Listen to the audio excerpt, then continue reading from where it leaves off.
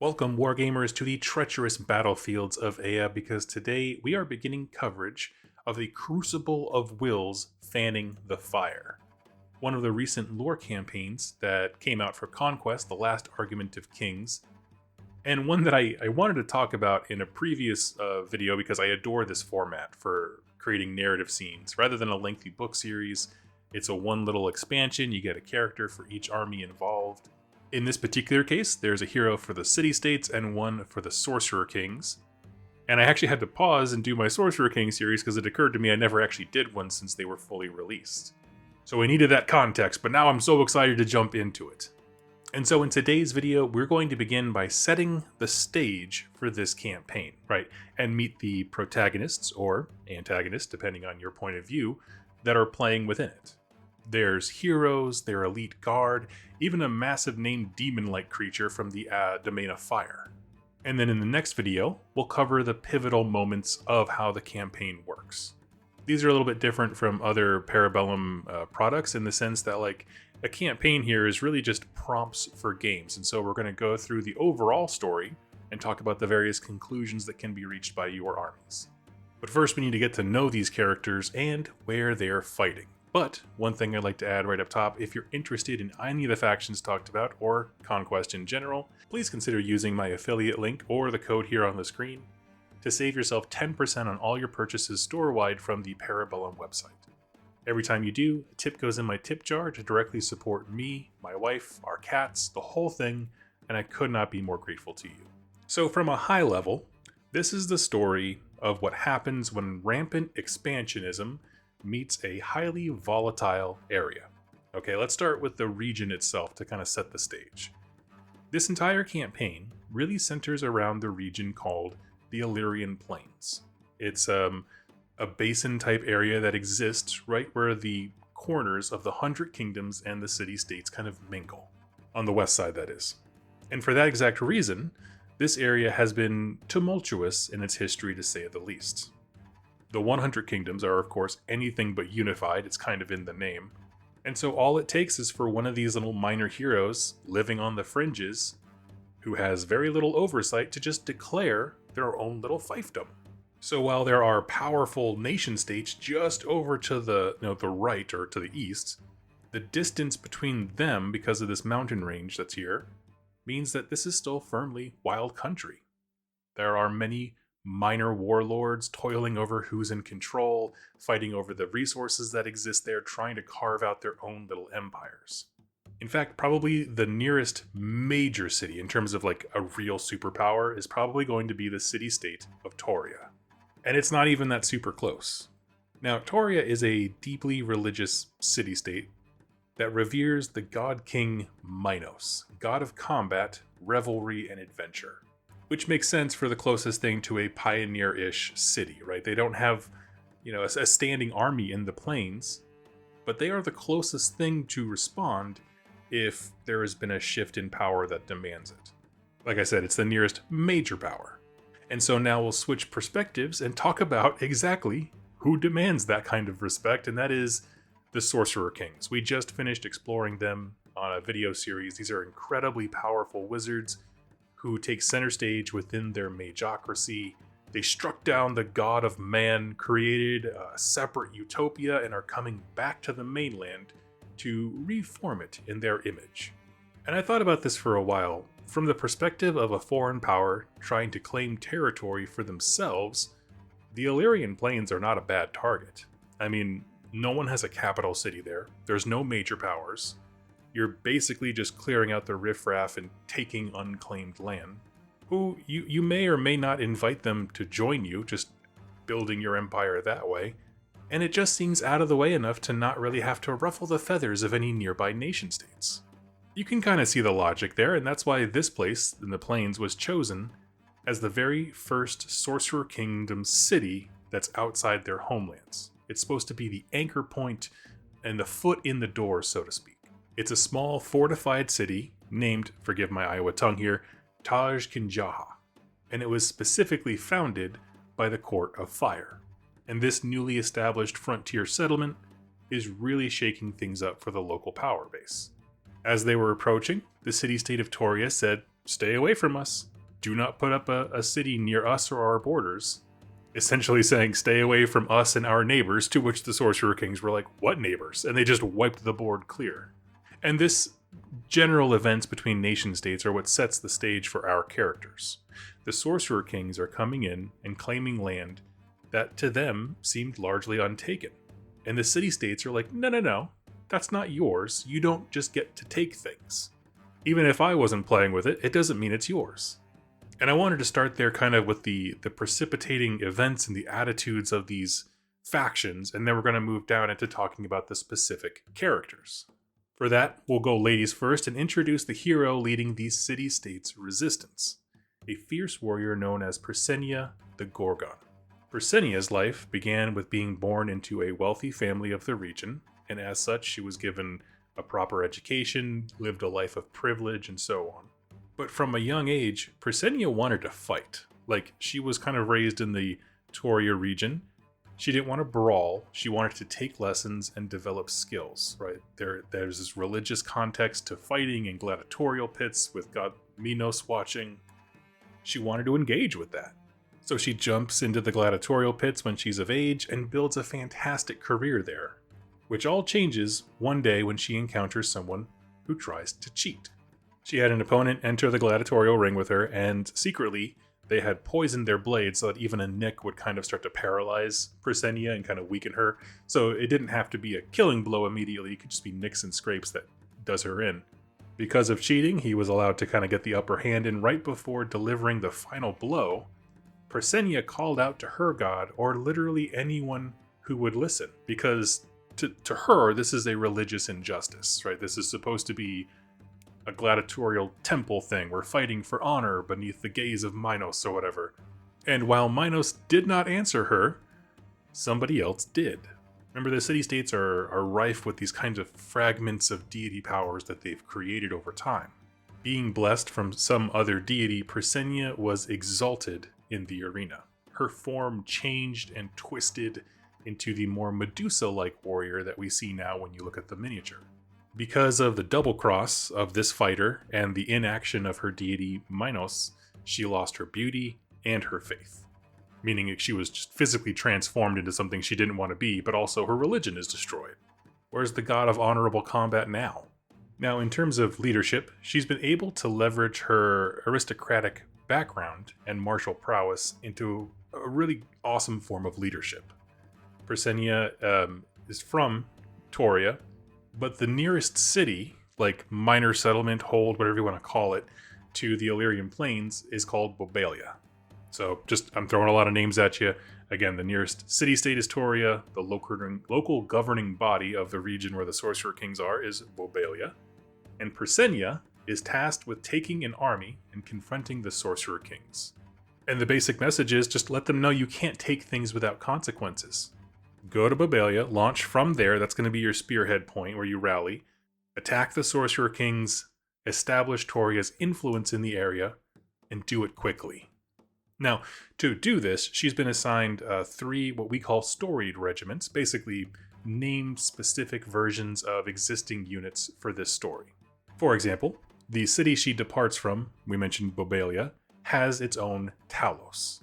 Now, I need to do a dedicated video on the idea of the Titans, but these are colossal giants and constructs that are spread across a few places in Ea, but they essentially defend city-states. For our purposes, this Talos is named the Alabaster Sentinel, and he is in the area of Bobalia. The next is the Brazen Cohort, which is a named regiment of Agima, and these are your elite fighter units. The backstory here is very simply, these are the deadly warriors that follow Persenia out of the gladiator pits onto the battlefield. So imagine a whole regiment of Maximus Decimus Meridiuses just having a great time. And lastly, for her, in this particular region, the city-states has, like I said, a religious edge to it. And so she's also going to be joined by the Sidoroi, I believe it's pronounced. And this is an order of Minotaurs tasked with defending the temples of the city-states. So all of this is bearing down on the frontier town of Bobalia, who has a temple, and their temple guards are like, oh, we'll join, no way. And those units are Talos, Minotaurs, Agima, and Persenia make up kind of the roster of defenders of this region.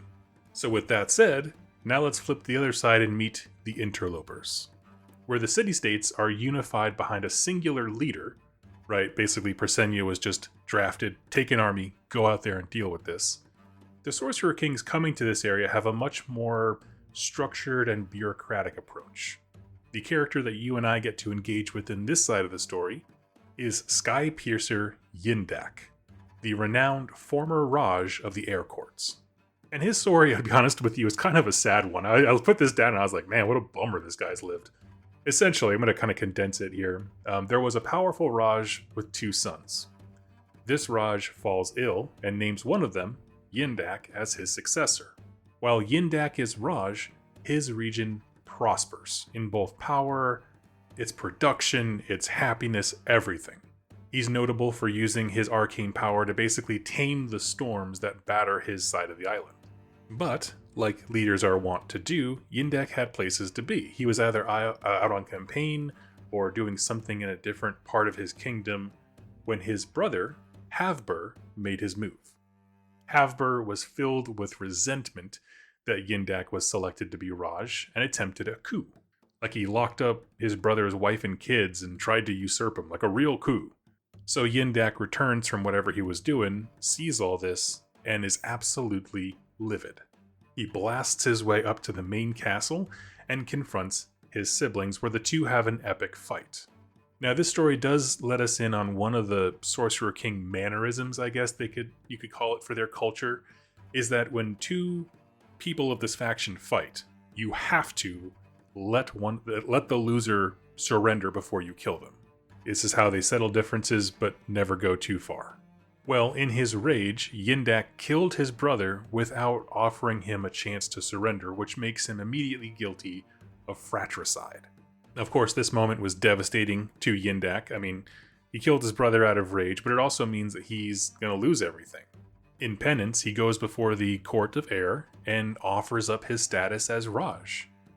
And basically says, I'm capable, but I am no longer qualified to have this position. Please give me a task. What can I do for the Court of Air? Because at this point, he's lost everything that he has built or inherited from a political standpoint. But yeah, he's still highly capable and very deadly, right? No one is going to let this man go to waste. And so, the courts decided a suitable next chapter, not necessarily punishment, but next chapter for Yindak. He was to act as a representative of the Court of Air in this newly settled frontier city of Taj Kinjaha. I mentioned earlier that it was established by the Court of Fire, but like any political system, you can use people as representatives, bargaining chips, independent agents, and so on. So Skypiercer Yindak is basically sent over as a gift. Here's an incredible killing machine. I'm sure the small foothold with dreams of conquering the planet can probably use him. And of course, he can then go out and solidify the power base, maybe eventually found a Court of Air, frontier settlement, that kind of thing. And so with that, Yindak becomes the acting general of Taj Kinjaha. His supervisor, I guess the person he's subordinate to, is a leader from the Court of Fire named Jahan the Shimmering Vizier, who basically rules from the base. He sends his general out to go do all the fighting and secure the region, and then Jahan just stays back in the city. Now, for months, Skypiercer Yindak has been launching exploratory campaigns to find resources, clear out those small local warlords we mentioned earlier, and establish a mapping system of the region they're trying to take, but also reinforce its borders of this burgeoning city. Again, they're acting like nobody else lives here. Nobody else wanted this land. And that changes when they start getting reports about a city-state army bearing right down on them. So he begins to prepare. Now, in this book, the Skypiercer gets a few storied regiments as well to kind of aid him in his endeavors. And the first one we can't not talk about it is Kal Ethrasi the Soul Flayer. I believe it's pronounced Arakshasa. This is the name of that minor divinity / greater demon thing from the domain of fire. When the Sorcerer Kings go into that domain, they encounter these fantastical beasts, bind them to their will, and are able to pull them into reality here in Ea. And this is no different, but it's just the magnitude of the creature that makes Kal Ethrasi the Soul Flayer so unique. As with all things that are pulled into reality, the power somewhat diminishes, but it's still devastating beyond recognition and all this kinds of crazy verbose language.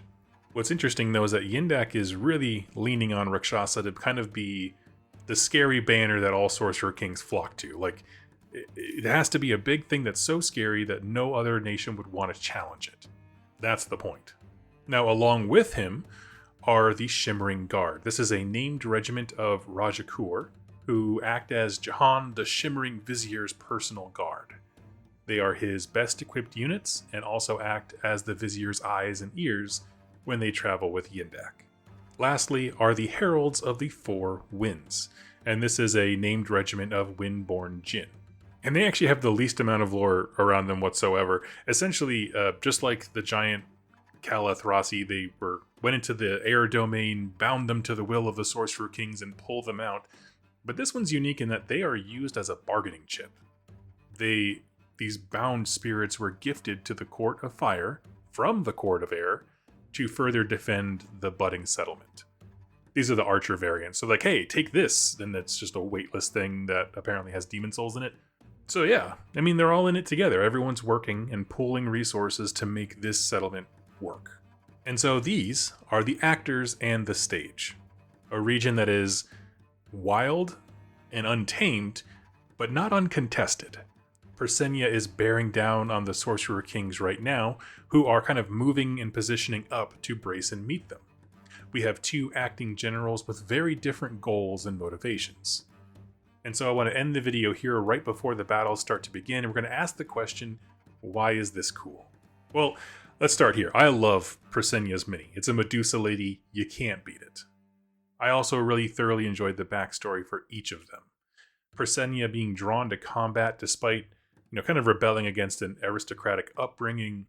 Yindak's story of betrayal and punishment. They're interesting characters in their own right. And seeing how they interact with one another is very cool. Now, I do want to kind of spoil a little bit here, not in terms of story, but the way that this book is laid out, there's essentially a couple paragraphs of lore about where things stand and setting up the next battle, and then there's the scenario, and then repeat. Aftermath of the last battle, a paragraph what's happening now, and then the battle plan. Then, after 4 games, a winner is determined, and there's a lore blurb for each faction depending on who actually wins the campaign overall. And so in my next video, we're going to start with the stories of these two armies coming together at one another. And we'll just skip past the scenario stuff. Right? That's of course for you and your opponent to decide who wins. And we'll pick up that series to see what happens when the Gorgon meets the Sky Piercer. At this point in the story, I'd love to know who you're rooting for. For me, Persenia all the way, although I do kind of like Yindak's story. Let me know who you're rooting for. As far as storied regiments go, the named Minotaurs sound pretty rad. There's actually a little bit there where they dip their horns into like molten metal and stuff like that to tip them, to make them more dangerous. I love that stuff. Which is why City States is probably going to be my next army project I do for Conquest. But let me know your thoughts in the comments down below. Thank you so much for watching and listening, and I cannot wait to see you in my next Conquest video. Happy wargaming!